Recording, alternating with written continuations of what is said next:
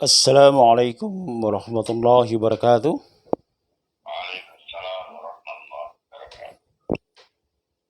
Innal hamdalillah nahmaduhu wa nasta'inuhu wa nastaghfiruh wa na'udzu bihi min syururi anfusina wa min sayyiati a'malina. May yahdihillahu fala mudilla lahu wa may yudlilhu fala hadiya lahu. Asyhadu an la ilaha illallah wahdahu la syarika lah wa asyhadu anna Muhammadan 'abduhu wa rasuluh. Raditu billahi rabba wa bil islami dina wa bi Muhammadin nabiyyan wa rasulah. Allahumma salli wa sallim wa barik ala Muhammad wa ala ali Muhammad alladhi ballaga risala wa adda al-amanah wa nasal umma wa syafal gummah wa jahada fi sabilihi haqqa jihadi hatta atahu al-yaqin. Sallallahu alaihi wa ala alihi wa ashabihi wa azwajihi wa atba'ihi alladhina amanu wa lam yalbisu imanahum bizulm. Ulaika lahumul amnu wa hum muhtadun. Amma ba'du. Ikhwah, kaum muslimin dan muslimat, mukminin dan mukminat di mana saja antum berada, rahimakumullah. Pada kesempatan kali ini kita akan melakukan apa yang kita sebut selama ini sebagai tadabbur. Tadabbur adalah tingkat tertinggi. Ya. Tadabbur adalah tingkat tertinggi. Jadi interaksi manusia, interaksi muslim, mukmin dengan Al-Quran itu dibagi dalam 5 tingkatan. Ya, 5 tingkatan. Tingkatan pertama kita sebut sebagai tingkatan yang paling awal, yaitu qiraah, reading. Ya, yang pertama adalah listening, istima', mendengar. Itu tingkatan paling bawah. Tapi mendengar saja udah hebat. Apalagi kalau kita meningkat pada tingkatan berikutnya. Di tingkatan basicnya itu adalah listening. Kemudian naik ke tingkatan kedua, interaksi kita dengan Quran itu apa yang kita sebut dengan qiraah. Al-qiraah, reading, membaca. Jadi mendengar Quran, kemudian membaca Quran. Kemudian yang ketiga adalah memorizing, al-hifdz, at-tahfidz, menghafal. Kemudian tingkatan keempat yaitu tadabbur, deep understanding, pemahaman mendalam terhadap Al-Quran itu sendiri. Itu yang disebut dengan deep understanding atau tadabbur. Yang kita lakukan sekarang adalah tadabbur. Ya. Jadi insya Allah kita naik kelas gitu ya, tidak hanya berhenti pada mendengar dan membaca, tapi kita naik kelas ke tadabbur. Dan nanti tingkatan terakhir adalah tingkatan tatbik.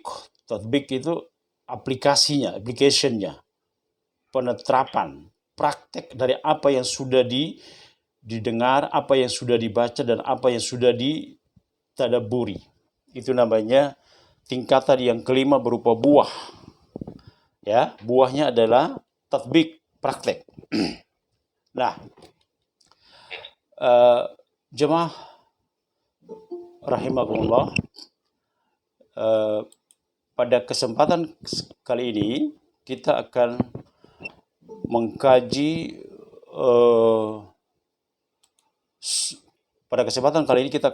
surah Al-Adiyat. Surah Al-Adiyat, surah Makkiyah yang diturunkan di Mekah, 11 ayat. Dan mungkin ada yang bertanya, mengapa kita kaji surat ini? Karena surat ini adalah surat yang menarik. Dia dia seperti juga surat-surat yang lain, ayat-ayat yang lain, selalu punya keterkaitan dengan persoalan kekinian. Ya, jadi salah satu mukjizat Quran itu surat mana saja atau ayat mana saja yang Anda buka, Anda kaji, dia pasti punya keterkaitan dengan konteks kekinian. Dari situlah membuktikan bahwa Al-Quran itu apa yang disebut dengan mulaim likulli makan wa zaman. Dia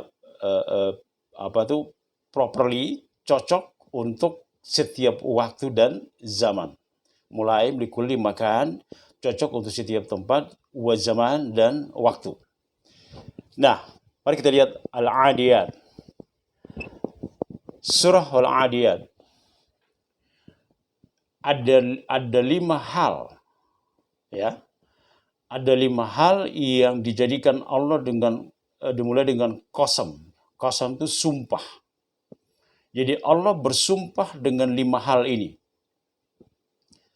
Nah, nanti kita ayat 6 dan selanjutnya itu adalah isi sumpah, atau dalam tafsir disebut jawabul qasam. Jadi kalau setiap ada qasam, ada sumpah, berarti pasti di sana pasti ada jawabul qasam. Isi sumpah itu penekanannya apa? Nah, mari kita lihat.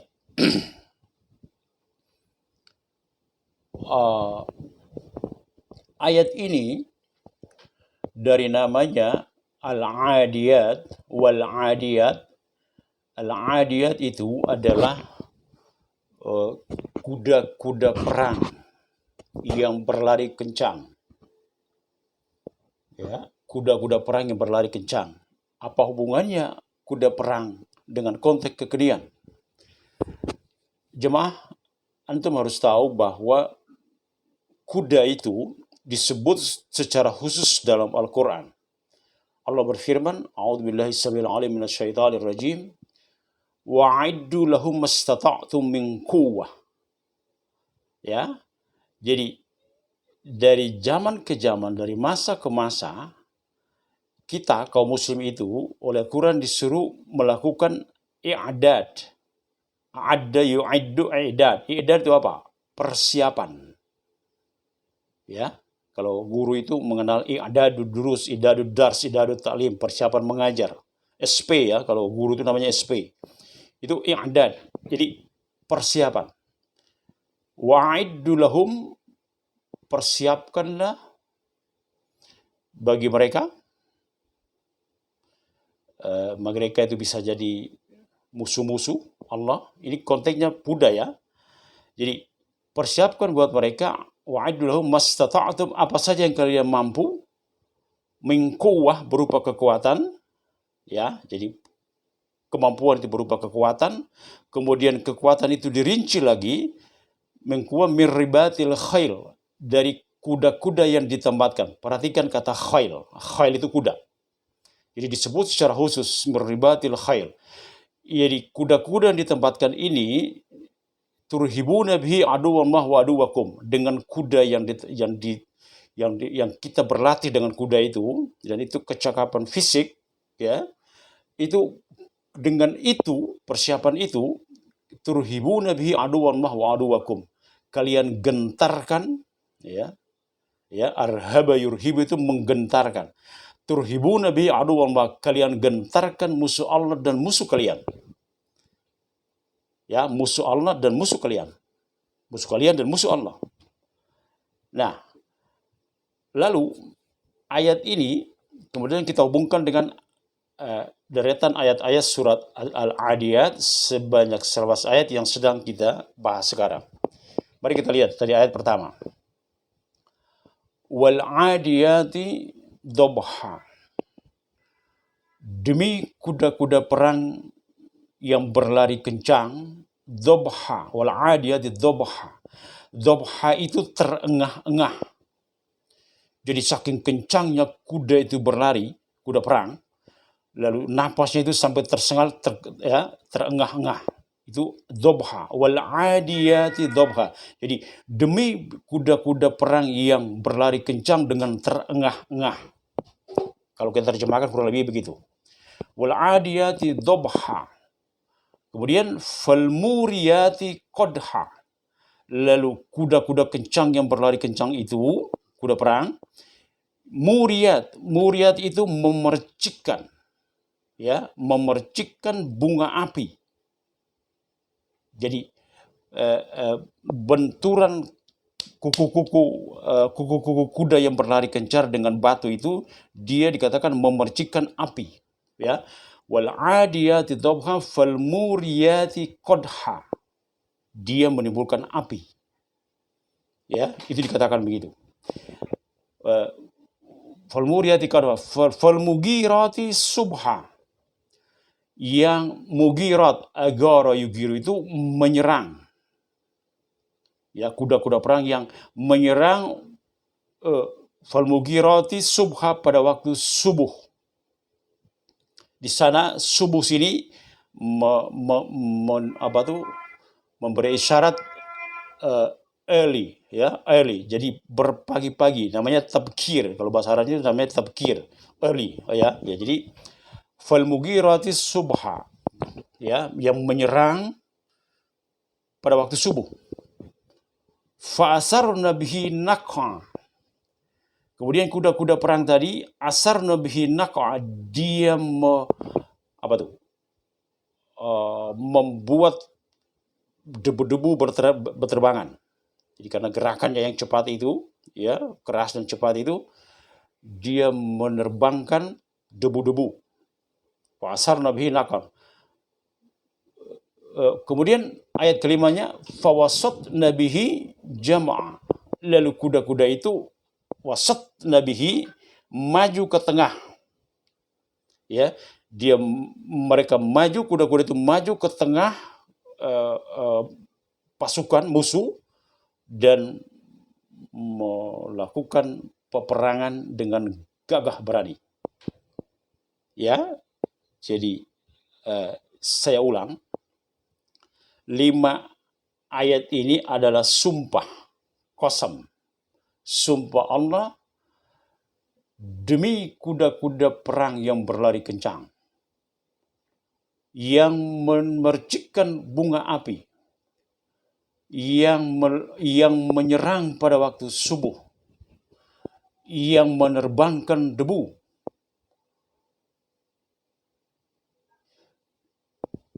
Kemudian yang terakhir, yang maju ke tengah, merangsek ke tengah musuh. 5 ayat ini sumpah, qasam.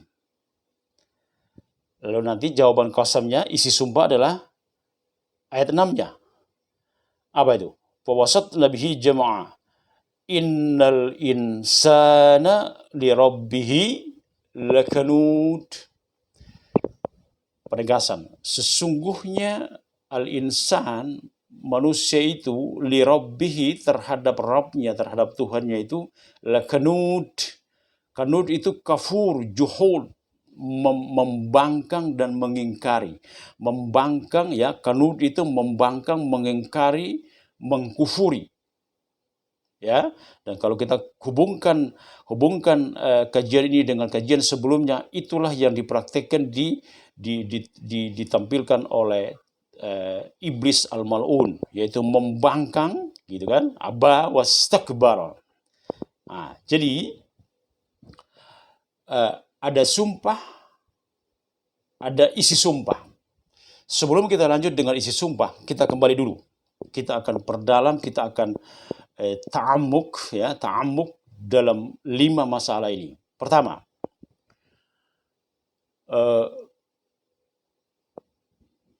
Allah bersumpah dalam ayat 1 ini, wal adiyati dhabha, demi kuda-kuda perang yang berlari kencang terengah-engah. Di sana, dari ayat ini, ulama ahlul Quran, mereka yang punya pemahaman yang tinggi terhadap spirit dan rahasia-rahasia Al-Quran, menyimpulkan satu hal. Jadi 5 ayat ini ada 5 hal yang mereka simpulkan. Yang ini, kesimpulan mereka inilah yang kita sebut sebagai hasil dari tadabbur mereka terhadap Quran. Jadi kesimpulan ini adalah hasil tadabbur. Kesimpulan pertama. Jadi 5 ayat ini, Pak, 5 ayat ini, 5 ayat pertama adalah bekal modal seseorang untuk menjemput dan merespon tujuan penciptaannya. Saya ulangi ya, 5 hal ini adalah modal bekal seorang muslim dalam rangka menyambut tujuan penciptaannya. Apa tujuan penciptaan? Ubudiyatullah, penghambaan. Kan kita makhluk tak terkecuali manusia, semua Allah ciptakan dalam rangka ubudiyah, penghambaan. Dalam rangka merespon tujuan penciptaannya yaitu ubudiyatullah, penghambaan terhadap Allah, maka muslim, mukmin itu dia harus memiliki sikap yang tergambar dari 5 ayat ini. Sikap pertama, apa itu? Al-musara'ah. Apa itu musara'ah? Bersegera, berlari kencang, tidak membeli, tidak santai, tidak putus asa. Jadi itu menunjukkan seorang muslim yang energik, ya, seorang muslim yang energik, yang ketika dia berhadapan dengan nida atau khitab, nida Allah, panggilan Allah, dia sifatnya sigap. Sigap itu kalau dalam bahasa militer mungkin siap komandan, siap komandan. Nah, seperti itu. Itu muslim, itu mestinya seperti ini, seperti itu. Dan itu kita disuruh belajar dari dari pasukan kuda. Jadi ini sebenarnya bukan hal pertama di mana ketika anak Adam manusia itu disuruh belajar kepada hewan. Bukankah ketika terjadi pelanggaran pertama berupa pembunuhan yang dilakukan oleh anak Adam, yaitu Qabil terhadap Habil, itu kan cara menguburkan saudaranya itu kan dia belajar dari gurab. Gurab itu gagak, yang kemarin saya singgung dalam kajian yang lain. Gurab. Nah, kali ini kita lagi-lagi disuruh belajar ke kuda. Bayangkan ya. Jadi bagi seorang muslim, segala sesuatu bisa menjadi sarana untuk dia belajar. Jadi Allah mengangkat wal adiyati dzubha. Demi kuda-kuda perang yang berlari kencang terengah-engah. Di sini merupakan modal pertama seorang mukmin adalah al-musara'ah. Apa itu? Sigap, cepat menyambut panggilan Allah. Itu modal pertama. Jangan kalah dengan seekor kuda. Jadi antum bisa bayangkan, ya, rangkaian surat ayat-ayat Al-Adiyat ini, dia sebenarnya sedang menggiring kita, ya, untuk memahami begini. Ini kan konteksnya jihad ya. Jadi kalau kuda saja, ini ya di antara pokoknya, kalau kuda saja dipuji oleh Allah, Allah memuji kuda loh dalam rentetan ayat ini. Kalau kuda saja dipuji oleh Allah, lalu bagaimana dengan penunggangnya? Itu. Ya. Kalau kuda saja dipuji, lalu bagaimana dengan penunggangnya? Sekali lagi, deretan ayat ini bicara tentang kemuliaan berjihad di jalan Allah. Baik jihad dalam arti sesungguhnya fisik kital, ya, perang fisik, atau jihad dalam arti yang umum, yaitu segala cara yang ditempuh dalam rangka li'ilai kalimatillah, meninggikan, memuliakan, mengagungkan kalimat Allah, yal uliyah, dan kalimat Allah itulah yang tertinggi. Jadi syarat pertama adalah al-musara' wal adiyati dzubha. Kemudian kita lihat ke syarat kedua atau bekal kedua. Bekal kedua seorang mukmin merespon tujuan penciptaannya, yaitu ubudiyatun, penyembahan, pengabdian, penghambaan kepada Allah. Syarat kedua adalah wal adiyati dhabhan fal muriyati qadha. Ya, syarat kedua adalah apa tadi? Pak Putu diulangi. Pak Putu tolong diulangi. Dibaca ayatnya.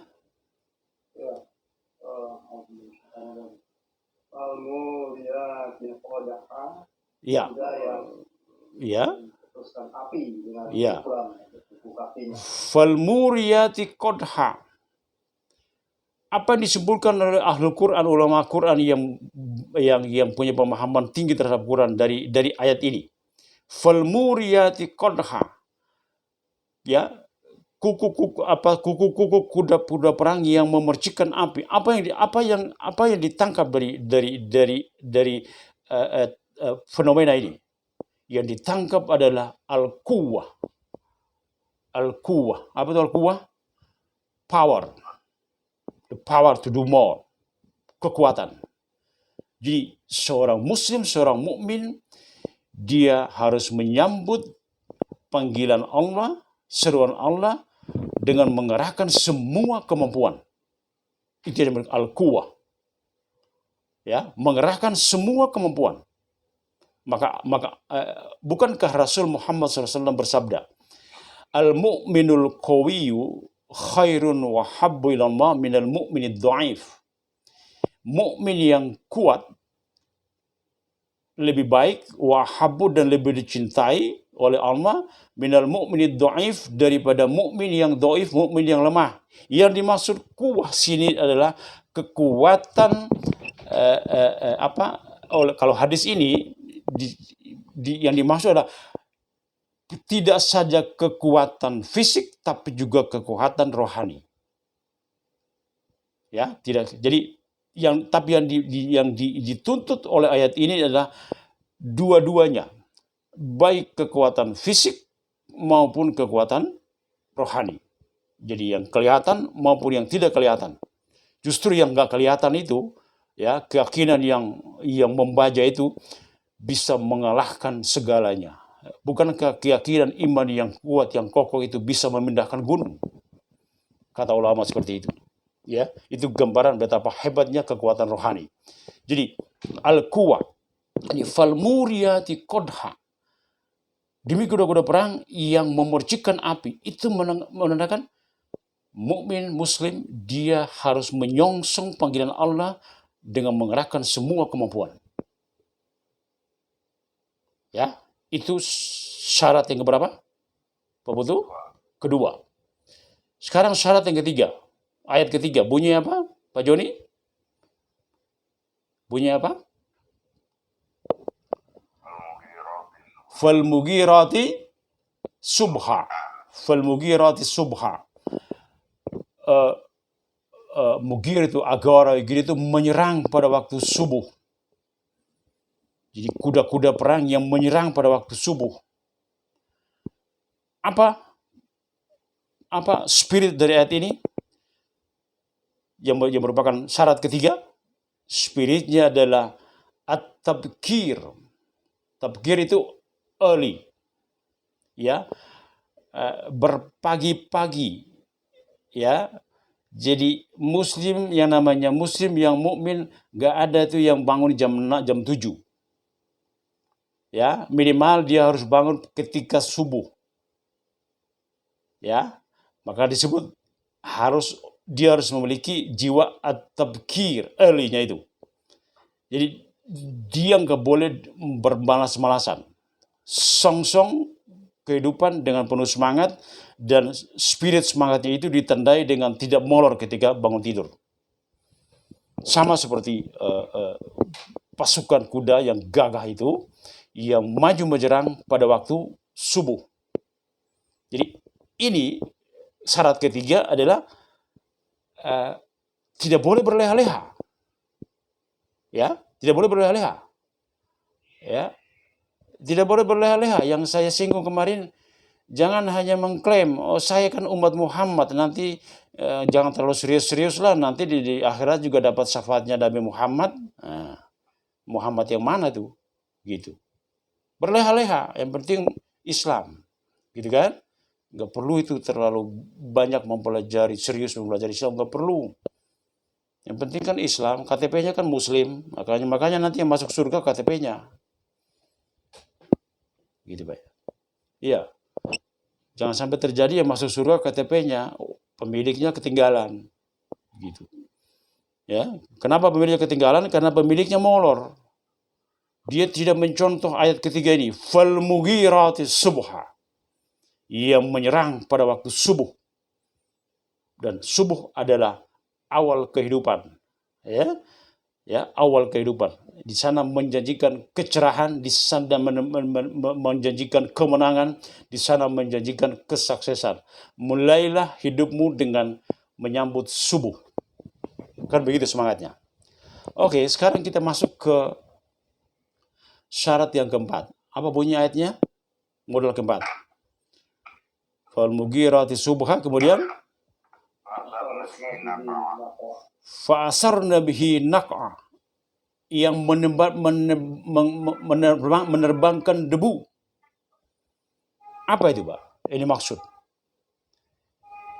Seorang muslim, seorang mukmin dalam hidupnya, dia harus punya power untuk merubah sekitar. Kalau palu, berisik apa itu palu? Jadi, fa'asarna bihi naq'a, terjangan kuda-kuda perang itu menerbangkan debu. Itu adalah isyarat bahwa seorang mukmin dia harus punya daya mewarnai. Oke, dia harus punya daya mewarnai sekitarnya. Dia harus punya kekuatan untuk ikut ambil bagian untuk kemaslahatan sekitar. Jadi asar dia, pengaruh dia itu jelas. Nanti kalau orang ini sudah Allah panggil, asar dia itu, pengaruh dia itu masih dikenang orang. Jadi kalau kuda itu, debu-debu yang dia terbangkan itu akan hinggap di mana-mana, dan itulah merupakan gambaran positif seorang mukmin yang hidup di tengah masyarakat. Jadi muslim itu aktif merespon sekitar. Dia tidak sibuk dengan dirinya sendiri. Bukankah yang pernah saya sampaikan dalam kajian sebelumnya, kalau kita periksa ayat-ayat Quran itu, mayoritas ayat-ayat Quran itu bicara tentang sosial, tentang community, bukan bicara tentang fardiyah, tentang personal, orang per orang. Jadi kalau kita bandingkan antara ayat-ayat yang bicara tentang community, yang bicara tentang sosial, dengan ayat-ayat yang bicara tentang personal, itu lebih banyak yang bicara tentang sosial.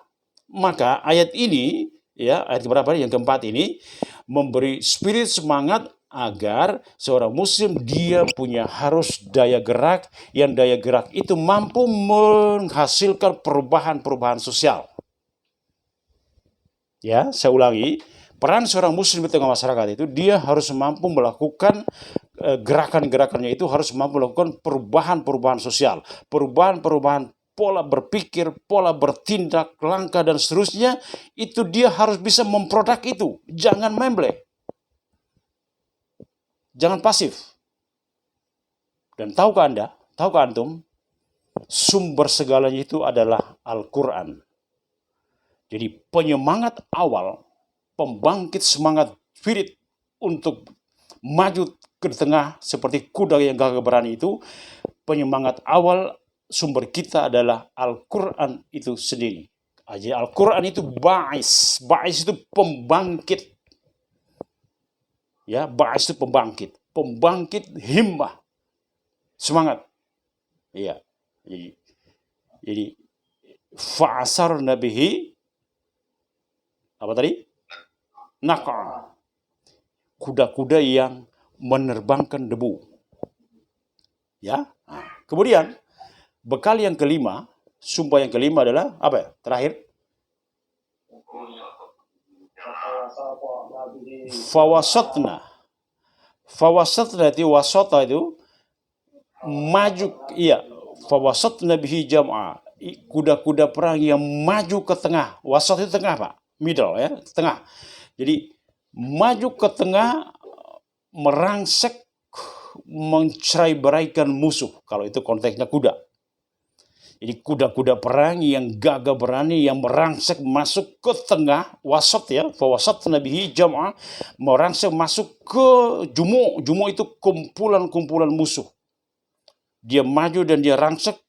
Kalau konteks dulu, pedangnya itu bergerak, tombaknya bergerak, dan seterusnya, ke tengah. Jadi dia masuk ke gelanggang, bukan nunggu di pinggiran. Itu spirit daripada ayat ini. Seorang muslim dia nggak boleh berpangku tangan menunggu di pinggiran, menunggu ketika show udah selesai baru dia memunculkan diri. Bukan itu tabiat orang muslim. Seorang muslim dia harus maju, merasa ke tengah, ambil bagian. Itu fawasat nabihi jam'ah. Bukan menunggu di samping, diam, pasif. Bukankah kita seperti yang kita kaji dalam kajian sebelumnya, tugas kita di bumi adalah istikhlaf, khalifah, memimpin, ya, memakmurkan bumi dengan konsepsi langit. Kan begitu yang kita kaji. Nah, bagaimana kita mau mengedepankan konsepsi langit kalau kita hanya memble? Ya, santai, ya, nggak punya gairah hidup, ya digoncang, digoyang sebentar dengan cobaan langsung melempem, ya, langsung lemah, ya, banyak mengeluh. Itu bukan tipe seorang muslim. Merujuk kepada kuda-kuda yang hebat ini. Jadi kalau kudanya saja dipuji oleh Allah, lalu bagaimana dengan penunggangnya? Ya, bagaimana dengan penunggangnya? Ya kan? Jadi fawasat nabihi jam'ah, pasukan kuda yang masuk ke tengah, merangsek ke tengah musuh, ya, mencerai-beraikan musuh. Itu adalah gambaran mukmin dengan peran sosialnya yang dia harus masuk. Baik itu sosial, kalau memang juga harus perang fisik dia juga ikut, ya kan? Makanya tadi di awal, Pak, saya sengaja bawakan ayat yang bicara tentang i'dadul khail, mempersiapkan kuda. Nanti, Pak, peperangan yang dipimpin oleh Imam Mahdi al-Muntazar, Imam Mahdi yang kita tunggu-tunggu itu, dia pimpin peperangan dan memenangkan peperangan di belahan-belahan bumi dengan menunggang kuda. Itu, Pak, isyaratnya. Makanya Quran bilang, wa'iddu lahum mastata'tum min quwwah. Persiapkan buat mereka musuh-musuh itu, apa saja yang kalian mampu berupa kuda-kuda yang ditambatkan dengan gagah. Ya, jadi peperangan nanti yang dipimpin oleh Imam Mahdi itu dengan menggunakan menunggang kuda. Nah, jadi kita kembali. 5 ayat surat Al-Adiyat, yang dengan 5 ayat ini Allah bersumpah. Allah bersumpah. Sumpah untuk apa? Masuk ke intinya, poinnya apa? Ayat 6-nya, innal insana lakanud lirabbihi lakanud. Innal insana lirabbihi lakanud. Sesungguhnya manusia itu lirabbihi, terhadap Rabbnya itu lakanud, juhud. Jadi apa kaitan ayat 6 dengan ayat-ayat berikutnya, ayat-ayat sebelumnya, ayat yang 5 ayat sebelumnya? Apa kaitannya? Kaitannya adalah, jadi 5 ayat itu seperti yang saya sampaikan adalah ekspresi seorang mukmin menyambut, merespon tujuan penciptaannya, itu ubudiyatullah, penghambaan terhadap Allah, lalu dia ekspresikan kesiapannya itu dengan 5 hal tadi. Tapi yang terjadi di lapangan tidak seperti itu. Ya, tidak seperti itu. Maka ketika itu tidak terjadi, di mana 5 hal ini merupakan modal seseorang yang sangat mulia, yang dengan modal ini nanti dia pakai untuk menemui Allah Rabbul Izzat yang Maha segalanya. Tapi itu tidak terjadi, banyak tidak terjadi. Maka dikatakan innal insana li rabbihi lakanud. Dia juhud, ya, li rabbihi lakanud. Dia juhud, dia kufuri, dia mengingkari. Mengingkari apa? Mengingkari tidak melakukan 5 hal tadi. Jadi 5 hal tadi, Pak, ya, yang kita sebutkan satu-satu itu merupakan modal untuk apa? Tugas-tugas selanjutnya. Tapi itu tidak terjadi.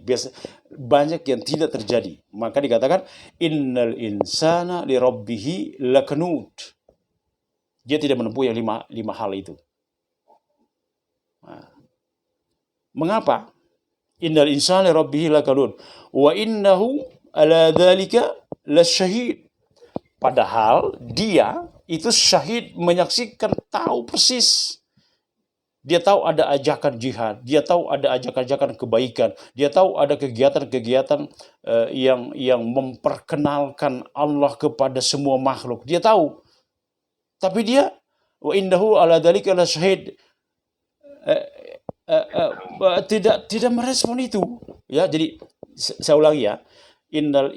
Jawaban kasamnya ya, intinya adalah pertama, innal insana li rabbihi lakanud. Sesungguhnya manusia itu terhadap Rabbnya itu kanud, juhud, mengkufuri, menentang.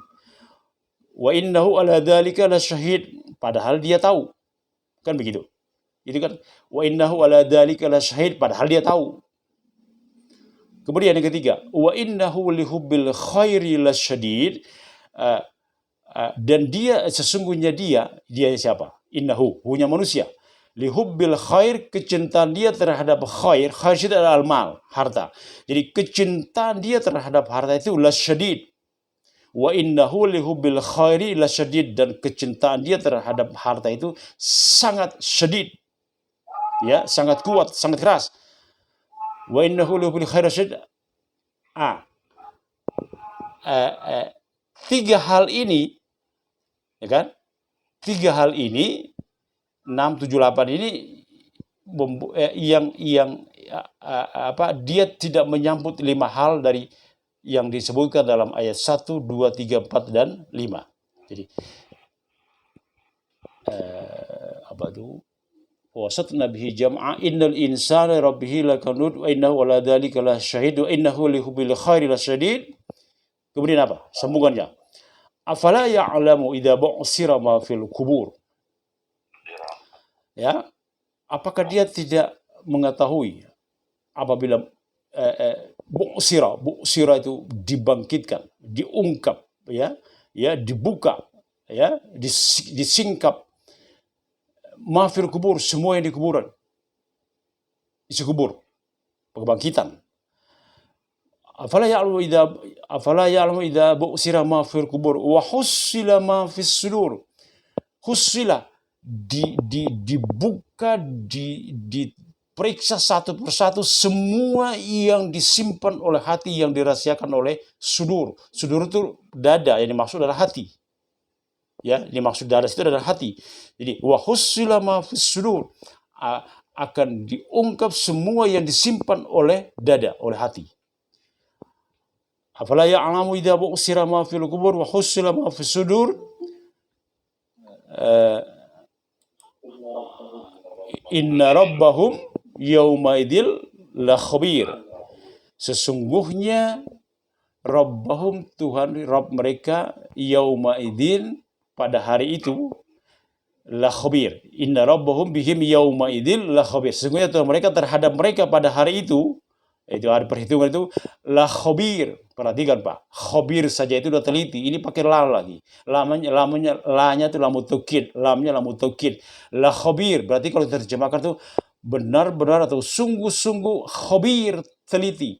Sesungguhnya Tuhan mereka terhadap mereka pada hari itu sungguh-sungguh sangat teliti. Ya, jadi oke, sekarang kita udah ada gambaran tentang 11 ayat ini. Jadi 5 ayat pertama adalah sumpah Allah dengan kuda, kemudian 6 sampai dengan 11 adalah isi daripada sumpah, di mana manusia yang disibukkan dengan harta tadi, lihubbil khairi lasyadid, sangat mencintai harta yang sangat berlebihan, hubban jamma, itu Quran menyebutkan, wa yuhibbunal mala wa tuhibbunal mala hubban jamma, kalian mencintai harta dengan hubban jamma, cinta yang sangat berlebihan. Ya, harta dan segalanya. Dan kalau kita bicara harta segalanya, berarti harta kan materi. Oke, kita kembali lagi ke kajian yang kita kemarin. Materi berarti apa? Iblis lagi. Karena iblis membangun kerangka berpikir dengan logika materialisme. Jadi Pak, kajian kita ini saling berhubungan. Ya, perhatikan, semua kajian kita itu saling berhubungan. Satu sama lain saling berhubungan. Sekarang kita bicara tentang penyebab orang tidak melakukan 5 hal yang disebutkan dalam ayat 1, 2, 3, 4, 5 surat Al-Adiyat itu. Penyebabnya apa? Ternyata penyebabnya adalah karena apa? 1, dia sangat cinta kepada hartanya. Jadi dia punya penyebab pertama, innal insana lirabbihi lakanud. Penyebab pertama memang dia udah angkuh. Oke, dia udah angkuh, lebih suka mendebat. Ya, suka mendebat dengan ayat-ayat Allah dan sunnah-sunnah Rasul, suka mendebat, menganggap bahwa ayat-ayat Allah ketinggalan zaman, bahwa sunnah Nabi itu kurang modern, tidak modern, dan seterusnya. Itu lakanut situ ya. Yang kedua, innal insana rabbil lakanud innahu ala dzalika la syahid. Padahal pada saat yang sama dia bukan orang bodoh. Dia pintar, S1, S2, S3, profesor bahkan. Ya, profesor bahkan. Ya, dia tahu itu. Dia tahu kebenaran, dia tahu. Tapi sengaja dia tidak terima. Bisa juga karena malu, gengsi dan seterusnya. Ya, jadi ketika gengsinya atau ananiyah, egoismenya itu dia lebih menangkan daripada hidayah itu sendiri. Ya, wa innahu la dzalika la syahid, dia tahu. Wa innahu lihubbil khairi lasyadid, dan dia sangat cinta kepada harta. Ya kan? Nah, ini yang menyebabkan dia tidak melakukan 5 hal tadi. 5 hal tadi apa? Pertama, coba tolong disebutin. Pak Joni Alfonso. Apa tadi yang pertama? Yang pertama, jadi kuda-kuda yang berlari kencang ternganga. Iya. Kuda itu membersihkan bunga api, kemudian kuda itu menyerang dengan tiba-tiba di waktu pagi sehingga menerbangkan debu, lalu menyerbu ke tengah-tengah bulan. Nah, itu kan mestinya orang seperti kuda itu, ya. Jadi kalau kuda dipuji, nah orang mestinya mukmin itu seperti kuda itu. Sikap dia terhadap hibauan Allah, khitab Allah, ya, itu dia seperti kuda. Tapi tidak terjadi. Mengapa tidak terjadinya?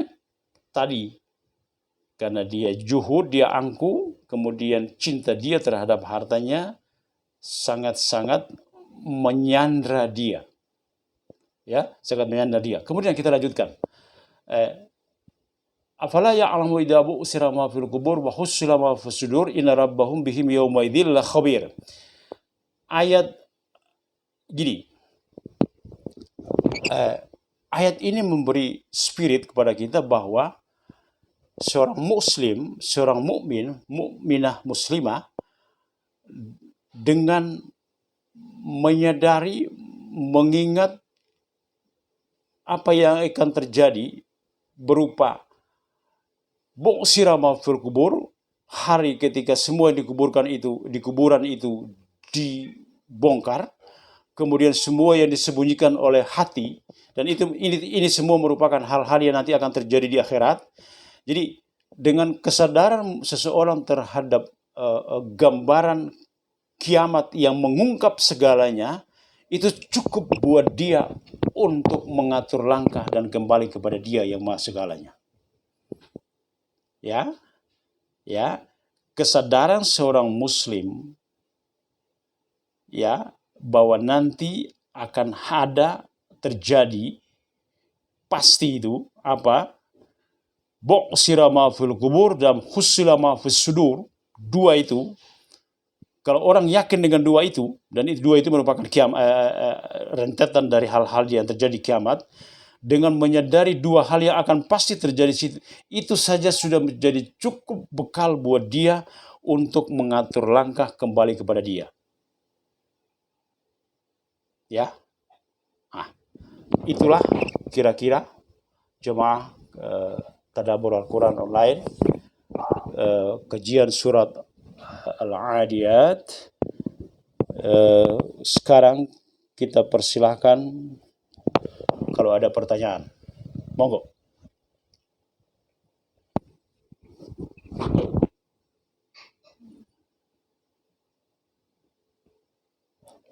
Ayo. Ayo, jangan dikasih waktu banyak kosong. Ayo pertanyaan. Pasti banyak pertanyaan. Ya, baik. Tadi, Ya. silakan. Pak Putu duluan. Ya, yang saya tanyakan bahwa kalau memang manusia itu sudah memang diciptakan seperti pada ayat bahwa dia itu memang ingkar, sesungguhnya manusia itu sangat ingkar, Ya. tidak berterima kasih. Betul. Dia sudah tumpah berarti. Bagaimana? Ini merupakan sudah ciptaan Allah seperti itu. Jadi sepertinya tidak ada pengaruh syaitan di sini. Coba biar lebih jelas, ulangi pertanyaannya, apa maksud Anda? Ya, di sini pada ayat yang ke-6, Ya. sesungguhnya manusia itu sangat ingkar.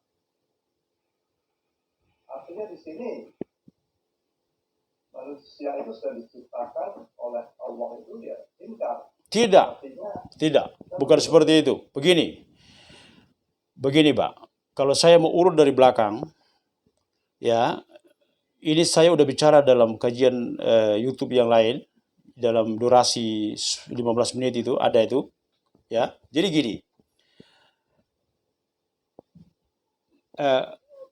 modal pertama, Pak Putu, modal pertama seorang manusia, siapapun dia, mau kafir segala macam, semua manusia pada umumnya itu dia diberi fitrah. Fitrah itu apa? Pengenalan seseorang terhadap Tuhannya, yang itu dibandingkan dalam surat Al-A'raf, alastu birabbikum, bukankah aku Tuhanmu? Mereka semua para roh menjawab, bala, kami bersaksi. Ya, kami bersaksi bahwa engkau lah Tuhan kami. Itu modal pertama. Nah, dalam perjalanan, modal pengakuan terhadap dia itu disimpangkan oleh iblis. Karena disimpangkan oleh iblis, maka datanglah utusan langit, yaitu para nabi dan rasul. Jadi tugasnya para nabi dan rasul itu yang kita katakan dengan membawa konsepsi langit, mengembalikan manusia kepada jalan yang benar. Kan Allah katakan, aku ciptakan anak Adam itu hunafa, ya, lurus, fajtalathum syayatin, kemudian mereka disimpangkan oleh setan-setan. Nah, tugas para nabi dan rasul itu adalah dibimbing kembali kepada jalan benar. Nah, jadi konteks ayat innal insana li rabbihi lakanud itu ada konteksnya apa? Pak Putu, itu adalah manusia itu sudah dikasih modal pertama adalah fitrah tadi, ya, alastu birabbikum. Kemudian modal berikutnya dia diberi sama, pendengaran, wal basar, penglihatan, wal fuad, dan hati, pada tiga ya.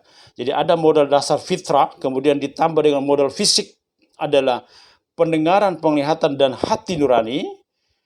Kemudian yang ketiga, jangan lupa, ditambah pula dengan diutusnya para nabi dan rasul. Dengan semua modal ini, mestinya dia terang benderang dong Pak.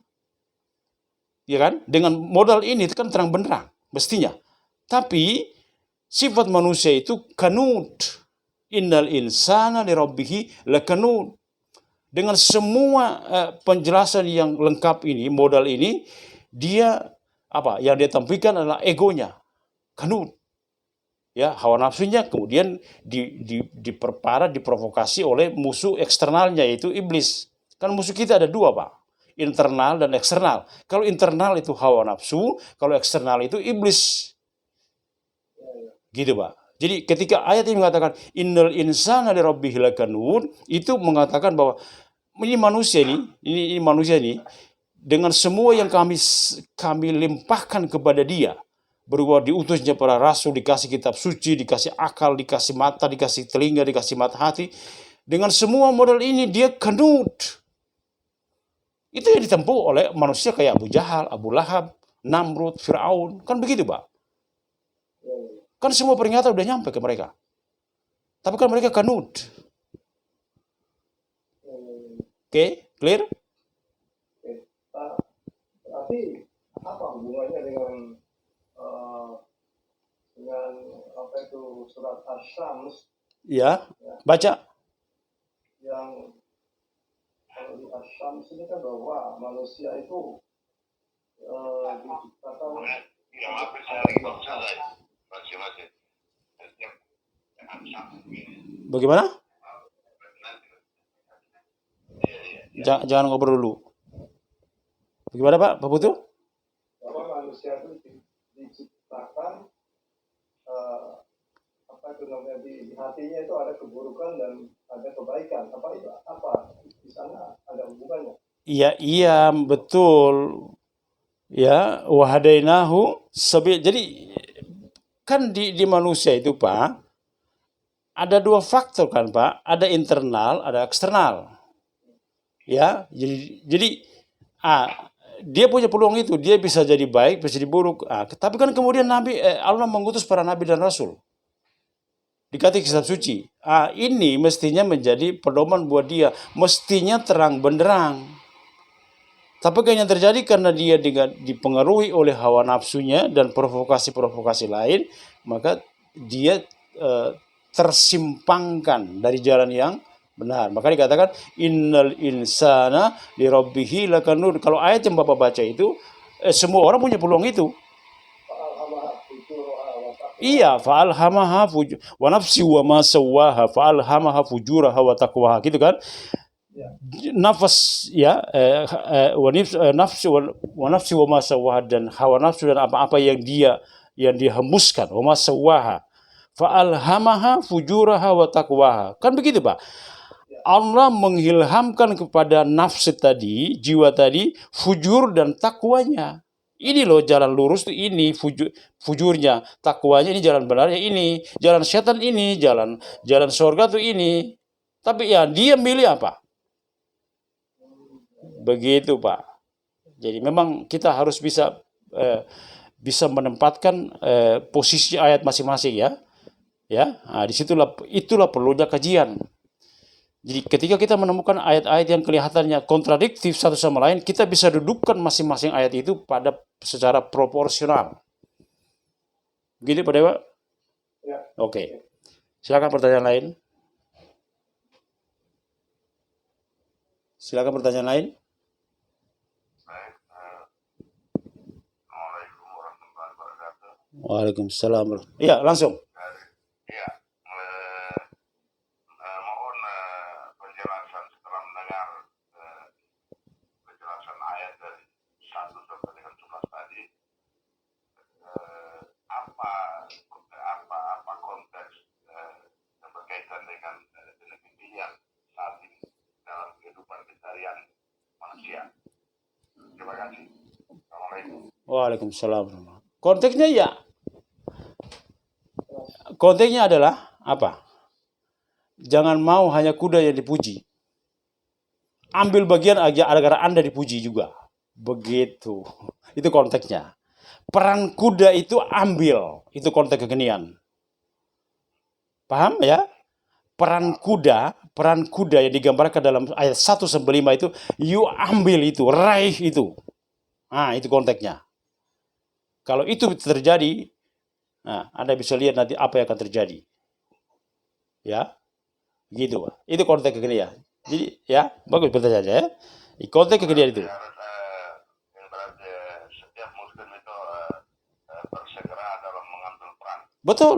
Dia musara'ah ayat pertama dia harus segera menyambut dengan sigap. Yang kedua membersihkan api, berarti dia punya kekuatan, dia harus kuat, ya, jangan membelai. Yang ketiga, dia harus tepat waktu, berpagi-pagi, jangan molor, itu kan, ya. Yang keempat, dia harus punya apa? Power. Kemudian dia harus punya daya membawa perubahan sosial dalam masyarakat. Itu digambarkan dengan fa'asarna bihi naq'a. Gitu. Jelas? Jelas. Terima kasih, Pak. Ya, oke. Ada lagi pertanyaan? Ada lagi pertanyaan? Jadi ayat ini memacu dan menyemangati kita agar jangan membelai, jangan kalah dengan seekor kuda. Kalau kemarin saya bicara jangan kalah dengan seekor hudud, hari ini saya bicara jangan kalah dengan pasukan berkuda. Pasukan kuda. Ya, pasukan kuda. Jadi sekali lagi ada rahasia di sana. Kalau kudanya saya Allah puji, lalu bagaimana dengan penunggangnya? Silakan Anda pikirkan sendiri itu. Kalau kudanya saja dipuji sama Allah, lalu bagaimana dengan penunggang? Bukankah yang mengendalikan kuda itu penunggang? Tapi kudanya siap.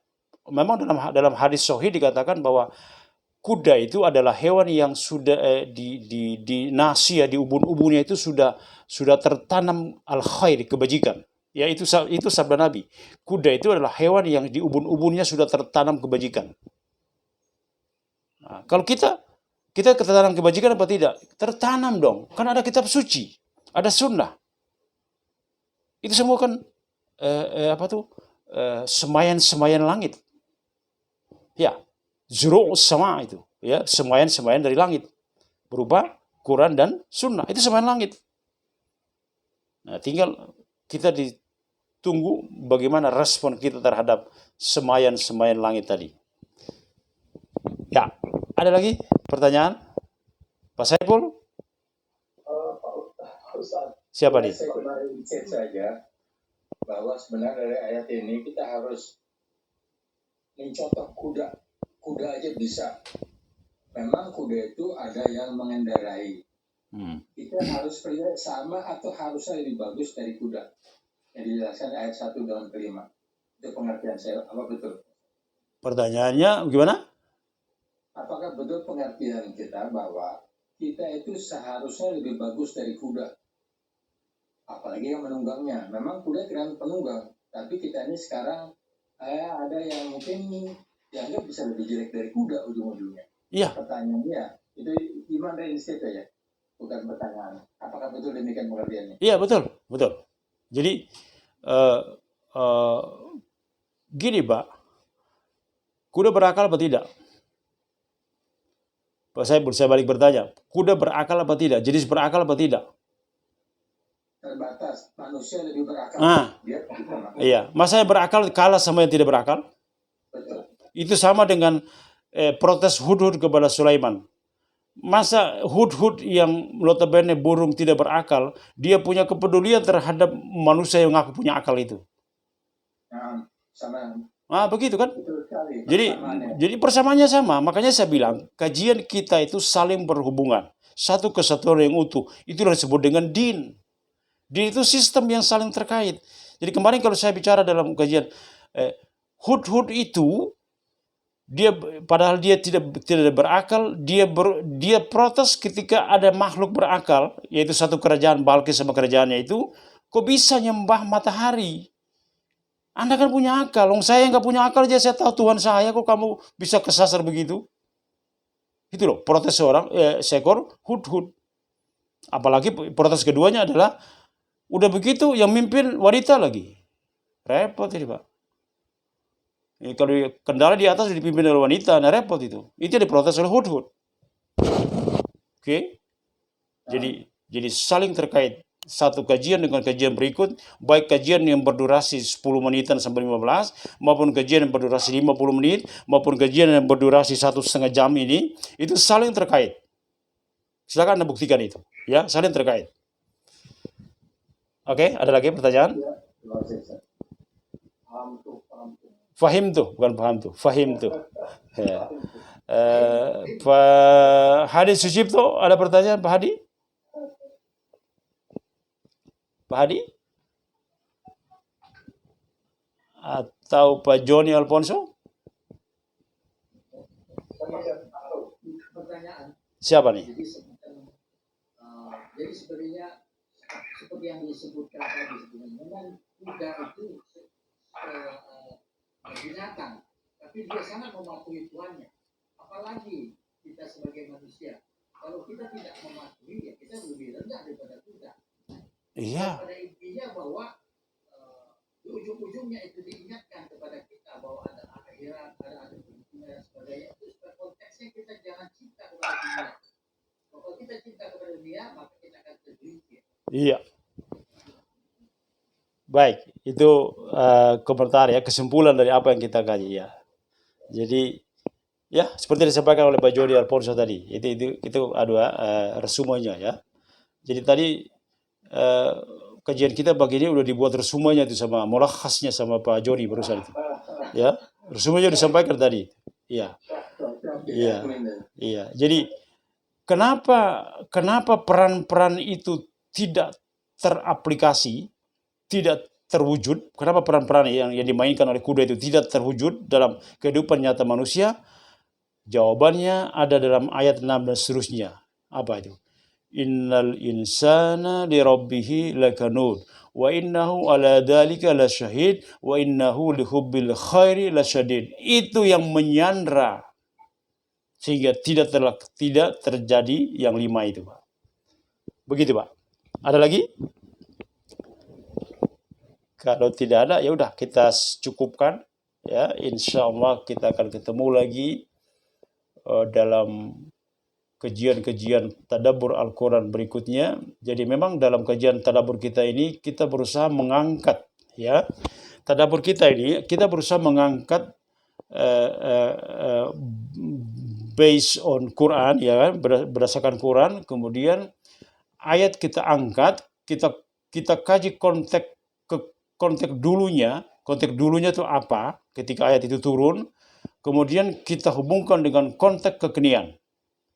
Itu ciri kita. Ya, ciri tadabbur kita adalah konteks dulu apa dan konteks sekarang apa. Untuk membuktikan bahwa Al-Quran itu dia tidak ketinggalan zaman dan tidak ketinggalan waktu. Dia mampu mulaim di kulli makan wa zaman. Dia cocok untuk menjawab semua tantangan kehidupan manusia. Zaman dulu sampai dengan zaman now dan bahkan sampai dengan kiamat nanti. Semua persoalan bisa dijawab oleh Al-Quran. Itu. Jadi kita sebenarnya dengan bahasa lain, kalau pinjam pakai istilah orang lain, itu kita sedang membuktikan dan membumikan Al-Quran bahwa Quran itu mampu dan sebagai jawaban terhadap semua persoalan hidup. Itu yang dikatakan oleh Andrew Tate dalam tulisan saya, Islam fixes all the problem. Islam fixes memperbaiki ya, menyelesaikan semua problematika hidup manusia. Itu pengakuan dari seorang Andrew Tate, seorang fighter, seorang fighter yang notabene beliau adalah seorang Kristiani yang jujur. Ya, jadi seolah dia mau bilang begini, Andrew Tate bilang begini, udahlah, nggak usah terlalu banyak teori. Kita lihat aja kenyataan di lapangan. Negara mana yang paling banyak angka pembunuhan, pencurian, narkoba dan seterusnya, itu negara yang apa dan bagaimana. Itu kan sebenarnya Andrew Tate itu sedang mengajak kita untuk berpikir yang sederhana saja, jangan terlalu yang muluk-muluk. Ya, terlalu muluk-muluk, terlalu pakai istilah-istilah keren, itu nggak usah begitu. Yang sederhana aja. Dia di lapangan. Dia di lapangan. Dia di lapangan, kata dia, mana negara yang kalau penduduknya tuh parkir mobil, parkir aja, kuncinya dibiarin. Itu negara apa ya? Itu pertanyaannya Andrew. Parkir mobil kuncinya nggak dicabut, dibiarkan di tempatnya. Itu dari negara mana? Coba. Jadi nggak usah pakai terlalu muluk-muluk. Coba. Itu hanya ada dalam negara Islam. Orang parkir mobil, kuncinya nggak dicabut. Kalau di negara barat sudah selesai. Jadi gak usah terlalu tinggi-tinggi. Oke, kita cukupkan dulu kajian kita pada hari ini. Sabtu 2 Oktober ya 2021. Kita benar dari Allah, salah dari kami. Kita tutup dengan kafaratul majlis. Subhanakallahumma bihamdik, asyhadu an la ilaha illa anta astaghfiruka wa atubu ilaik. Assalamualaikum warahmatullahi wabarakatuh.